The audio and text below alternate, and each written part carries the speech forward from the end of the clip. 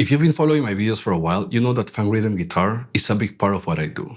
I love talking about triads, harmony, improvisation, and music theory, but most of the time it comes from the same place, playing grooves and working on my rhythm. So in this lesson, we're going back to the basics with a simple funk workout. We're gonna play 4 grooves and then break them down step by step, and then we're gonna talk about the rhythmic and the harmonic ideas behind them. Before getting into the groove, let's start by just scratching 16ths, kind of a warm-up here. We have this drum beat with a little bit of a swing feel playing at around 80 beats per minute. So the first thing we want to do is listen to the drums, right? Then try to lock into that groove physically. Move your shoulders, move your body, move your feet, whatever it is. Try to lock to that groove and then start scratching those 16 notes. Okay, now we have the drums here. First, listen. Try to lock in physically to the groove, move a little bit, and let's play for 4 bars, all right? Let's count. 1, 2, 3, 4.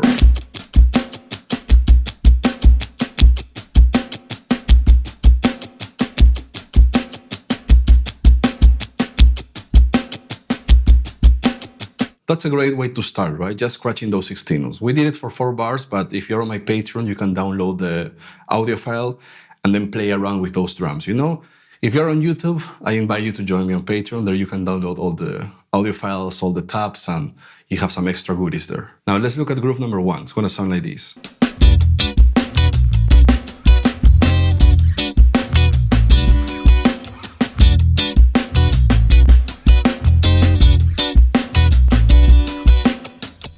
So we're starting super simple here, right? Our trusty E9 chord starting on the 7th fret of the A string, right? We have the root, the major 3rd, flat 7, 9, 5th. A really common move in funk music is to bring any chord that you're playing a half step up, right? And then bring it back home, right? So the only thing I'm doing is just playing a groove over E9, F9, and then back to E9. Now you can create many variations of this, right? You can also slide from a half step up, from E flat 9 to E9.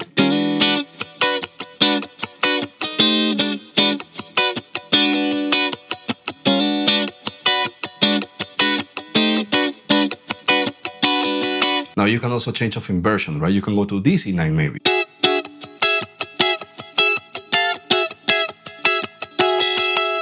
Or this E7.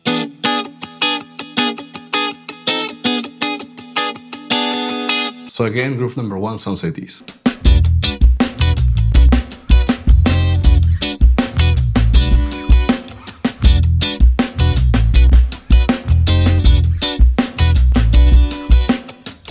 Now let's take a look at groove number 2. It's gonna sound like this.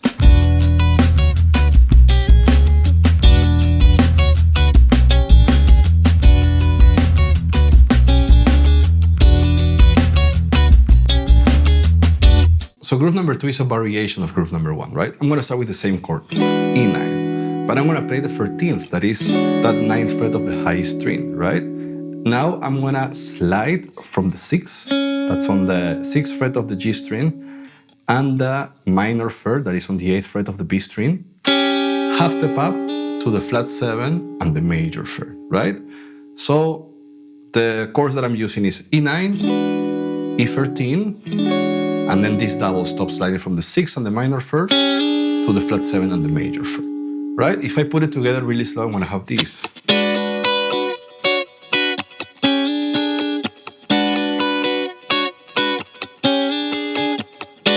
Nice practice exercise. If you feel comfortable with the groove, try to transpose it to all the 12 notes, right? Start with C, F, B flat, E flat, and so on, right? I'm following the circle of 4ths, that is just a circle of 5ths, but counterclockwise. Now let's take a look at groove number 3. It's gonna sound like this.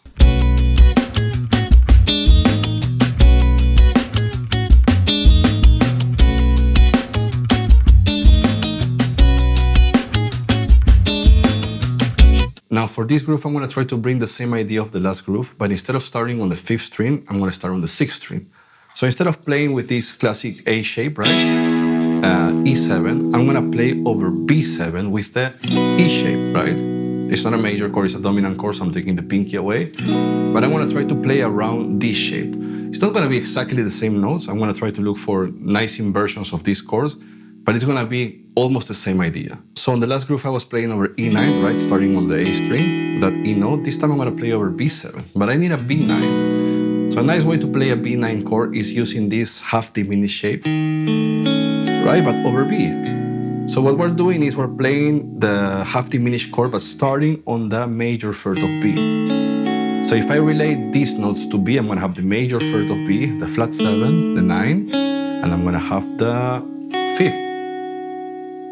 Now the only thing I'm gonna do is replace the major third for the root on the high string. So I'm gonna have this really cool shape, right? I have now the flat 7, the 9th, I have the 5th, and I have the root.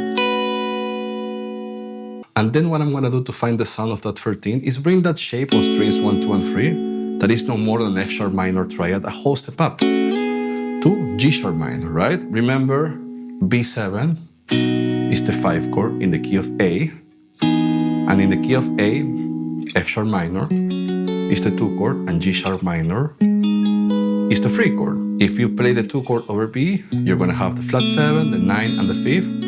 And if you play the 3 chord over B, you're gonna have the root, the major third, and that 13th that I'm looking for, right? So again, you can just find inversions of F sharp minor and G sharp minor all over the fretboard, play it over B, and you will have that sound. In this case, if I'm over B7, right, I have the F sharp minor here and the G sharp minor here, right? So what I'm doing is, that's it. I'm just going for this chord. First, I'm playing the top 4 strings because I want to have that root on the melody.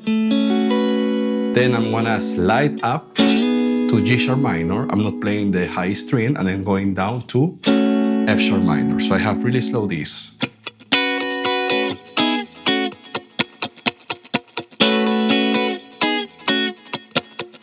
Now remember that for my last groove over E9, I was sliding from the major 6 and the minor 3rd, half step up to the flat 7 and the major 3rd, right?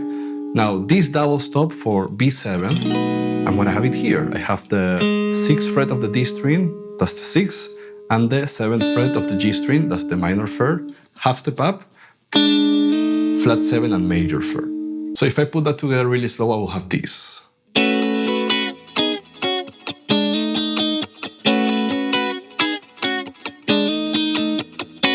So again, groove number 3 sounds like this.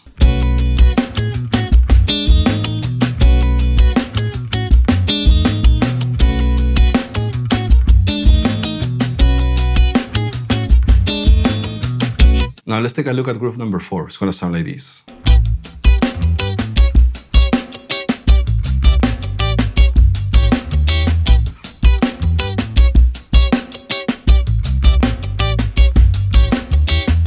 Now for the last groove, I'm gonna play over A7, and I'm thinking about this chord, right, on the top 4 strings. I got the root, the 5th, flat 7, and the major 3rd. If I take my pinky away and bar on that 7th fret, I'm gonna have this chord that is an A7 sus2 because there's no 3rd here. I have the root, I have the 5th, flat 7, and that 2nd or 9th, right? Now back to major, A7, right, with a major 3rd, and then if I bring my pinky half step up, again, there's no 3rd in this chord, so I have an A7 sus4, right? That sus4 is that D note, 10th fret of the high string. So all I'm doing is playing with a little bit more of a swing feel, and I'm gonna start on the A7 sus2, A7, A7 sus4, A7.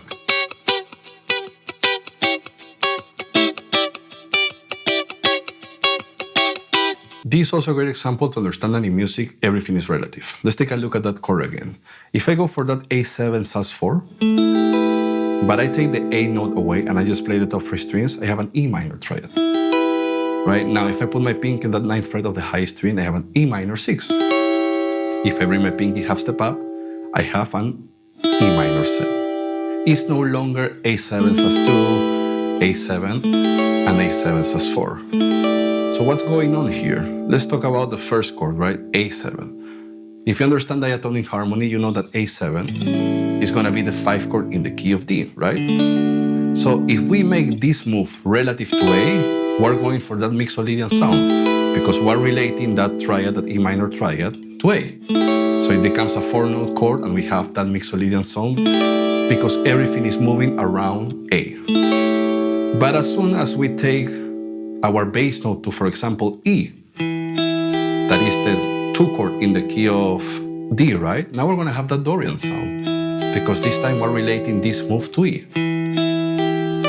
Right? So in a way, you can understand that the bass player has the power to do whatever he wants with your sound, right? So for this example, of course, I was playing the bass and I was going for that Mixolydian sound, right? I was staying around A, right?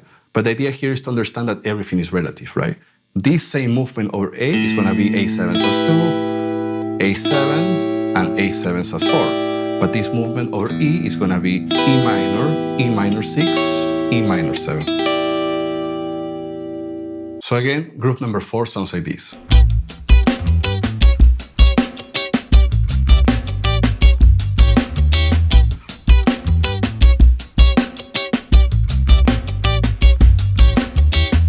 Alright guys, I hope you find that workout useful. See you next time. Bye bye.